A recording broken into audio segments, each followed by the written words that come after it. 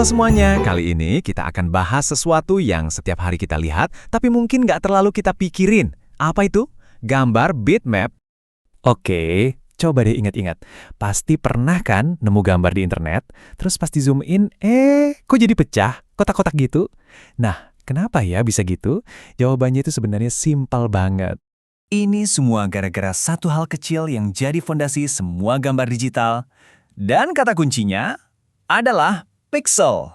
Oke, jadi ayo kita langsung masuk aja ke dunia gambar digital dan kita kenalan lebih jauh sama yang namanya gambar bitmap. Jadi, apa sih sebenarnya gambar bitmap itu? Gampangnya gini, gambar bitmap atau sering juga disebut raster, itu kayak sebuah peta. Peta yang isinya titik-titik warna super kecil. Coba bayangin deh, kayak kertas kotak-kotak matematika, tapi tiap kotaknya diisi satu warna spesifik. Persis kayak mozaik digital kan? Nah, setiap titik atau pixel ini punya alamatnya sendiri, koordinat X dan Y-nya, dan juga punya informasi warnanya sendiri. Misalnya nih, titik di 1,1 warnanya merah, di 1,2 warnanya biru. Kumpulin jutaan titik ini, dan jadilah sebuah gambar yang utuh. Oke, pertanyaannya sekarang, apa sih yang bikin sebuah gambar itu kelihatan tajam dan jernih, sementara yang lain kelihatan buram atau pecah?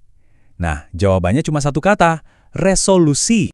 Resolusi itu, gampangnya soal seberapa padat piksel-piksel tadi dijejelin dalam satu area. Kita ambil contoh ya. Bayangin kamu punya area 1 inci persegi. Kalau di area itu cuma ada 10 piksel, gambarnya pasti kelihatan kasar banget. Tapi kalau di area yang sama ada 300 piksel, wah, detailnya pasti tajam banget. Nah, kepadatan inilah yang kita ukur pakai istilah DPI atau PPI. Jadi, intinya gitu. Makin banyak pikselnya, makin tinggi resolusinya, ya makin bagus dan detail gambarnya. Sebaliknya, kalau pikselnya sedikit, pas di zoom, ya kelihatan deh kotak-kotaknya. Itu dia kenapa gambar resolusi rendah gampang pecah. Oke, sekarang kita udah tahu apa itu bitmap.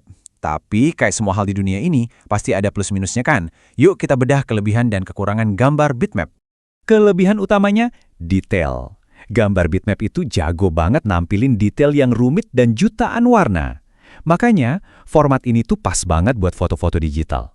Semua gradasi warna, bayangan, semuanya bisa ditangkap dengan realistis. Plus, enak banget buat diedit. Mau atur warna, kontras, gampang. Tapi, ada satu kelemahan fatalnya. Kualitas gambar bitmap itu harga mati. Maksudnya, kualitasnya itu dikunci sama resolusi pas pertama kali dibuat. Jadi, kalau kamu coba paksain perbesar gambarnya, siap-siap aja kualitasnya anjlok. Gambarnya bakal jadi buram dan pecah. Nah, konsep bitmap ini sebenarnya kita temuin tiap hari loh dalam bentuk format file yang beda-beda. Yuk kita kenalan sama beberapa format yang paling umum. Pertama, format yang paling sering kita temui. Siapa lagi kalau bukan JPEG? Karakteristik utama JPEG itu adalah kompresi. Dia memadatkan data gambar. Jadi ukuran filenya bisa jauh lebih kecil. Caranya, dengan mengelompokkan piksel-piksel yang mirip. Inilah yang bikin JPEG jadi pilihan utama buat foto digital, karena filenya nggak makan banyak tempat. Oke, lanjut. Ada saudaranya JPEG, yaitu PNG.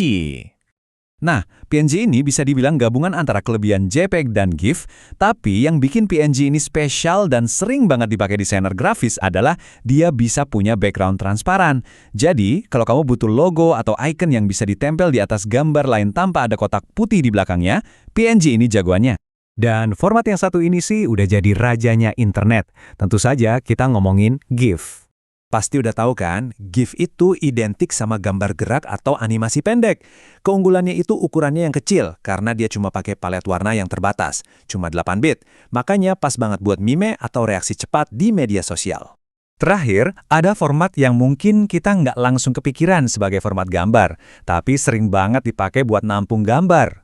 Apa itu? PDF. Kekuatan supernya PDF itu satu, konsistensi.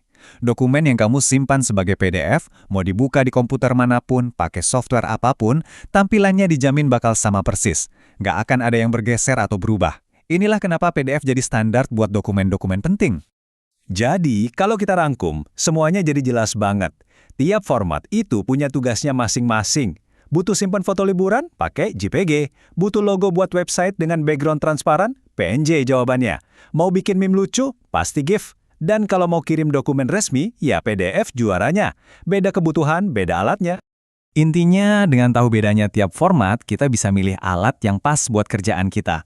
Nah, sekarang saya mau tanya balik ke kalian.